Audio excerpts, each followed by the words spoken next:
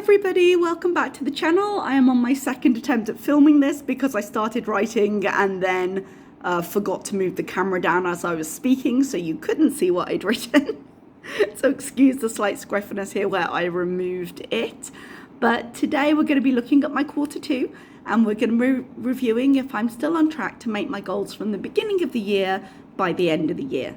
Now, this quarter is a little unusual because it's a fat quarter, and what I mean by that is that because I get paid my summer salary together, it means that I get 4 salaries in this quarter and I only get 2 in the next one. Now, I could have split those up into quarters as they should be, but I wanted to reflect the truth. I am, however, for additional, only counting the 3 YouTube payments that I'm getting through. So I hope that's not too confusing, and I hope you keep that in mind when we start looking at kind of where I am compared to where I thought I would be. Speaking of where I thought I would be, I do have some notes here with my math on, so do excuse me.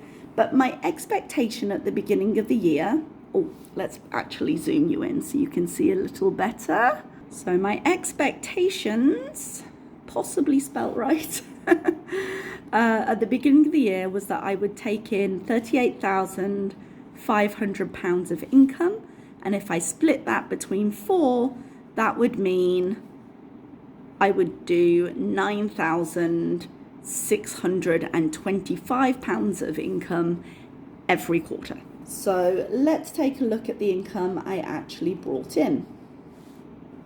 So my salary, as I say, I got 4 of them this time. I brought in more than expected, of course I would, 5,252 OMR, because I get paid in a different currency, which works out, and the conversion will be approximate because the conversion changes every month, but it worked out at about £10,700, plus or minus a few quid. On top of that salary, I also finally got my HMRC refund.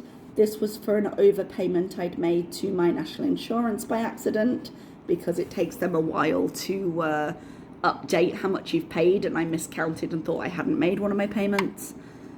So that was £832. Obviously that doesn't get paid in OMR, it's from my home country. And then the additional income I got, which was 3, or will be by the time it comes in a week or 2, will be 3 YouTube payments, which is, check my numbers, 2,493 Great British pounds. And this time we are going to remember to move up the sheet. So that means if I total up all of my income for this period, I ended up with, just put this in real quick, £14,025. Now, this is really good. Of course it would be because I've got an extra salary, but even if I were to take out the extra salary, I send home about 2,000 from each salary. So I would have still been on around 12,000, which is more than expected. So really pleased with that. So now let's check out how I allocated that money. Excuse my massive hand, it's the Zoom. My allocations for this money over this period. So my pension, which I save into every month, got £4,000. My future fund, which is where I'm saving up for like a house in the future and any other big purchase, got £5,400, which I'm actually really pleased with. That was more than I was anticipating, and just whenever I got a little bit of extra cash, that's where I put it. For reference, I aim to save the same amount into my pension as I do to my future fund every month, so it's meant to be £1,000 a month, which means that I saved an extra £1,400 into there. Tax, I'm going to put a little asterisk by, just because that means I will subtract it from my totals because it's not money I'll get to keep, but I only put 400 in there this time. I didn't really need to put more. Medical, over the 3 months, I have added 852 because I had one emergency dental thing come up, and I am planning some cosmetic dental things. So I just wanted to make sure medical was a little better funded, and I'm going to keep putting money in there. Well, actually, no, if I get the work done this summer, I've already put money in there. But I want to keep money in there after I've paid. I don't want it to go down to absolute zero, so I've overpaid into it a little bit. And my large purchases got an extra 1,030, and I can't remember for the life of me why I would have put 30 in there. I think the total in there was probably on 70, and I wanted a round number because odd numbers irritate me. So that was where I allocated most of my other savings money. If we just do a little bit of totaling here, so you can see that the total altogether was 11,680, and then if I minus the 400, I just end up with 11,280.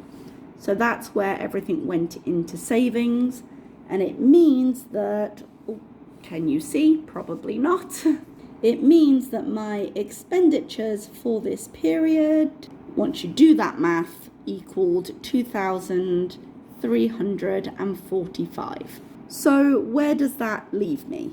It basically means that in quarter one, I saved a total, once I'd taken off taxes and things, of 10,895. Oh, I think I might have said 12,000 earlier. No, that was wishful thinking.